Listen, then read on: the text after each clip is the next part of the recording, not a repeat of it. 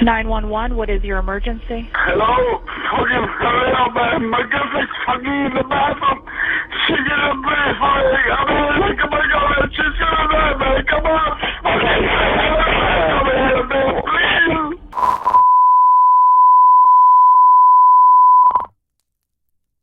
La première fois que j'ai écouté cet enregistrement, ça m'a glacé le sang.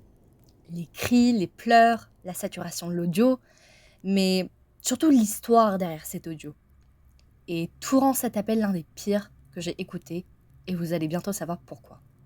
L'affaire que nous allons aborder aujourd'hui s'est déroulée la nuit du 20 septembre 2015. L'appel téléphonique que vous venez d'écouter a été fait vers 3h29 du matin. L'homme que vous venez d'entendre est Fidel Lopez, qui avait dans le temps 25 ans. Et la petite amie dont il mentionne est Maria Lisette Nameth, une magnifique femme de 31 ans. Maria et Lopez se sont rencontrés dans un club un an avant le terrible incident. Maria venait tout juste de sortir d'un mariage de 8 ans, et elle était donc fraîchement divorcée. Et Lopez, lui, était dans le même cas, sauf que lui, il vivait toujours avec la mère de ses enfants. Parce que oui, il a des enfants.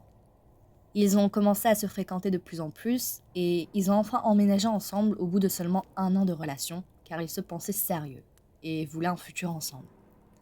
D'abord, ils sont restés à Hollywood, puis avec la famille de Lopez à Hialeah alors qu'ils cherchaient un nouveau logement qu'ils ont trouvé 1 semaine avant l'incident, Colonnade Residence de Sunrise. Mais qu'est-ce qui a rendu Lopez si hystérique dans cet appel ? Lopez dit que Maria ne se sentait pas bien pendant qu'ils faisaient leur petite affaire et qu'elle voulait vomir. Elle a donc supposément marché jusqu'à la salle de bain pour vomir. Lopez est allé fumer une cigarette dehors. Puis, quand il est revenu voir Maria, elle avait du mal à respirer. Et c'est quand il a appelé 911. Maria a été retrouvée en sang dans la salle de bain avec Lopez accroupi près d'elle, complètement en pleurs. L'appartement était ravagé. Le 20 septembre 2015, après une longue journée de travail un samedi, Lopez, qui travaillait comme un mécano dans un relais routier de Davie, est rentré chez Nemeth. Il faut savoir que Nemeth était propriétaire de l'appart et ils le louaient ensemble. Elle avait préparé un repas de poulet, de riz et d'haricots pour le dîner. Puis ils sont allés à Hialeah, la ville où les parents de Lopez habitaient, pour leur rendre visite, et ont passé du temps avec eux. Ils ont ensuite décidé d'aller dans un Chili's pour manger. Et ils se sont dit, pourquoi ne pas célébrer ? Puisque ça faisait seulement 1 semaine qu'ils venaient d'emménager dans leur appartement. Rien de bien méchant. Ils ont tous les deux bu une margarita, puis ils en ont partagé une. Mais je pense que Lopez a bu la majorité de cette margarita partagée. Mais ils n'ont pas voulu arrêter la soirée ici. Alors ils sont allés acheter une bouteille de tequila et l'ont emmenée chez eux. Il faut savoir que Maria et Lopez étaient 2 personnes qui adoraient faire la fête. Et c'est d'ailleurs comme ça qu'ils se sont rencontrés, comme dit, dans un club. Et c'est pourquoi le courant a bien passé. Ils étaient assez similaires. Lopez lui-même l'a dit durant l'interrogatoire. Donc, une fois chez eux, n'ayant toujours aucun meuble pour leur appart, ils ont pris 2 boîtes en guise de table, ils ont coupé des citrons verts, ils ont pris du sel pour accompagner leur shot de tequila, tout en écoutant de la musique. Ils parlaient de tout et n'importe quoi, mais surtout de leur famille, dit Lopez. Apparemment, ils parlaient d'un cousin de Nemeth qui n'aimait pas cette dernière, mais aussi l'ex-conjoint de Maria. Très bizarre comme sujet de discussion. Et c'est ce que l'officier d'ailleurs qui interrogeait Lopez a dit. Mais Lopez a nié et a dit que c'était une conversation banale et qu'ils ne faisaient que parler de leur famille, etc. Lopez a refusé d'élaborer sur quoi ils ont parlé cette nuit-là. Le couple avait fini la moitié de la bouteille de tequila quand la soirée a pris une tournure terrifiante. Donc, après avoir fini la moitié de leur bouteille, ils ont commencé à faire l'amour, quand soudain, d'après Lopez, Maria aurait gémi 2 fois le prénom de son ex-conjoint. On ne sait pas si cette information est reliable, car c'est la version de Lopez. Et on ne saura jamais la vraie histoire et tous ses détails, car Maria est malheureusement décédée. À partir de ce point, c'est très confus, parce que Fidel dit qu'il se souvient peu de ce qui s'est passé. Alors je vais vous dire sa version en premier, puis ce que je pense de cette affaire et de ce qui s'est passé. après qu'elle ait supposément gémi 2 fois le nom de son ex-conjoint, pris d'une colère noire, Lopez a commencé à ravager l'appart. Il a donné des coups de poing sur les murs qui se sont cassés assez facilement puisque c'était de la cloison sèche. Donc, comme à peu près toutes les maisons en Amérique, il a cassé des vitres, des portes. Lopez dit ensuite qu'il est allé voir Maria dans l'armoire. Et ils se sont réconciliés et ont continué leur petite affaire. Et c'est là que c'est très bizarre. Maria aurait demandé à ce que Lopez utilise sa main pour l'insérer en elle. Une petite bouteille en bière, puis un boucleur de cheveux. Un boucleur de cheveux. Alors, à chacun ses kinks. Sauf que faut savoir que apparemment c'était la première fois que Maria demandait ça à Lopez et qu'il était très gêné. Mais qu'il le ferait quand même car il voulait rendre sa petite amie heureuse. Et, encore une fois, la chose la plus kinky que Lopez aurait fait avant cet incident était un 6ix9ine. Maria aurait ensuite dit qu'elle se sentait nauséeuse, elle aurait marché jusqu'à la salle de bain pour vomir, et vous connaissez la suite. La cigarette, puis l'appel téléphonique 911. Il y avait du sang partout. Mais l'endroit qui accumulait le plus de sang était l'armoire. Et à part du sang, il y avait également des bouts de tissu interne un peu partout dans l'appart, mais surtout dans l'armoire. Ça, c'est la version de Lopez. Et d'après les voisins, les cris de Lopez et les bruits de fracas auraient commencé vers 1h du matin, alors que l'appel téléphonique que Lopez a passé était à 3h du matin. Ce qui veut dire que tout ça s'est passé en 2 heures. Et ces 2 heures que Maria a vécues, on ne saura jamais tous les détails.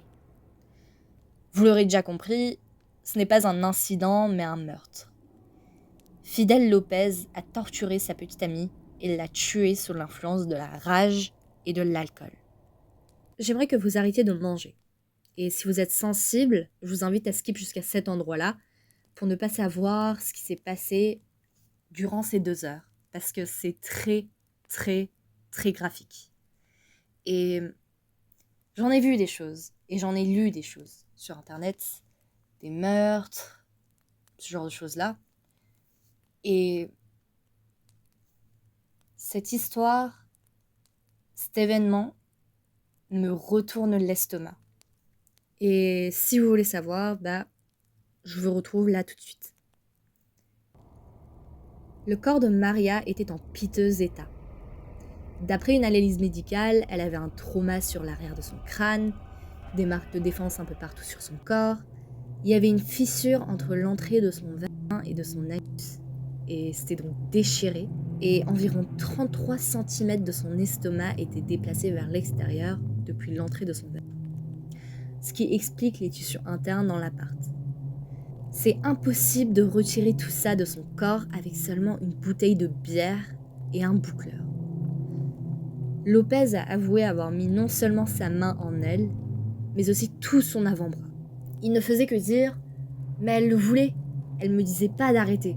Je voyais bien qu'elle saignait, mais je voulais la rendre joyeuse, donc je n'ai pas arrêté, et elle me disait pas que ça faisait mal. » L'entrée de son cervix aurait reçu plusieurs traumas, donc des coups violents. Il est totalement possible pour un humain d'accéder à l'estomac depuis le cervix, mais il faut une force violente. Et c'est très graphique, mais Lopez a donc sûrement dû ouvrir sa main à un moment donné pour attraper ses intestins. Je ne vais pas élaborer encore plus, mais vous voyez l'étendue des dégâts que la rage de Fidel a causé à Maria. La première question qui m'est venue à l'esprit quand j'ai entendu parler de cette affaire, c'est pourquoi est-ce qu'ils l'ont fait dans l'armoire ? Apparemment, l'armoire, c'était le seul endroit où il y avait une moquette, mais je pense pas que ce soit la raison pourquoi. La porte de l'armoire aurait été retrouvée cassée par Lopez durant sa rage. Elle a été complètement déchirée de sa place. L'événement en lui-même est très confus, donc je vais tenter d'éclaircir les choses en donnant une timeline. Donc vers 1h du matin, Fidel est énervé. Il casse tout dans l'appartement.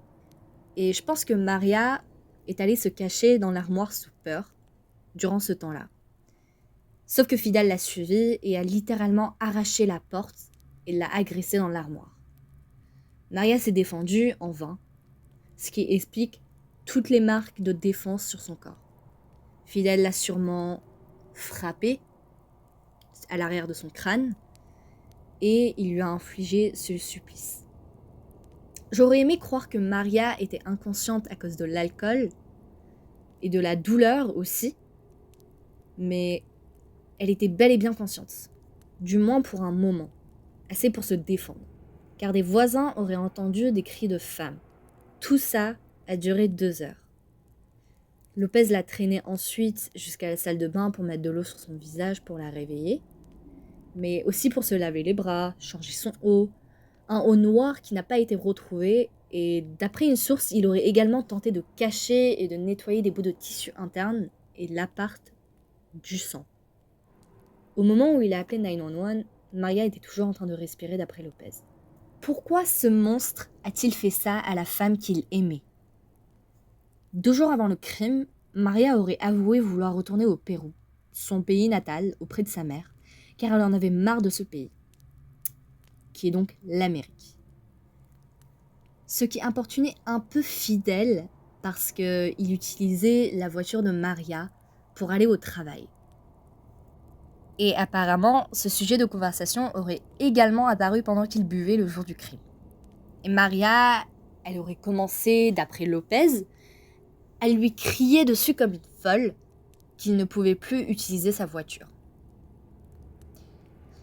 Il n'a pas mentionné aux officiers que Maria voulait que Fidel vienne avec lui, donc elle voulait sûrement juste s'en aller. Il faut savoir que l'argument du « elle a dit le nom d'un autre à la place du mien » est très récurrent chez les narcissiques dans les relations toxiques, donc il est possible que Maria n'ait même pas dit le nom de son ex, et que le crime ait même commencé avant du coup le point où ils sont partis dans l'armoire. Personnellement, quand j'ai entendu du coup l'analyse médicale du corps de Maria, quand j'ai vu le trauma crânien, je me suis dit Fidel l'a frappé. Voilà, il l'a clairement frappé. Les sous-vêtements de Maria et aussi les sous-vêtements de Fidel étaient dans la chambre où ils avaient bu. Donc, ça a sûrement commencé là-bas. Et Maria s'est juste cachée dans l'armoire, puis vous savez l'histoire du coup. L'un des officiers a avancé une théorie assez intéressante. Lopez n'a pas pu avoir une érection, donc il s'est soit énervé encore plus à cause de ça, et le fait qu'elle lui ait crié dessus, et s'il dit vrai, il s'est sûrement aussi énervé après avoir entendu le nom de son ex-mari 2 fois. On ne sait pas l'histoire entière, c'est très confus, et on ne peut que spéculer. Du moins, c'est ce que je crois. Car je ne crois pas à Lopez une seule seconde. Parce que c'est un monstre malhonnête. Les parents de Lopez restent néanmoins très supportifs, et ils ont eu l'audace de dire aux parents de Nemeth, durant le procès, que c'était très dur. Et ce que les parents de Nemeth ont vécu, eux aussi l'ont vécu. Lopez a reçu la peine maximale et il est toujours derrière les barreaux. Et heureusement, même l'homme que vous aimez peut vous faire du mal.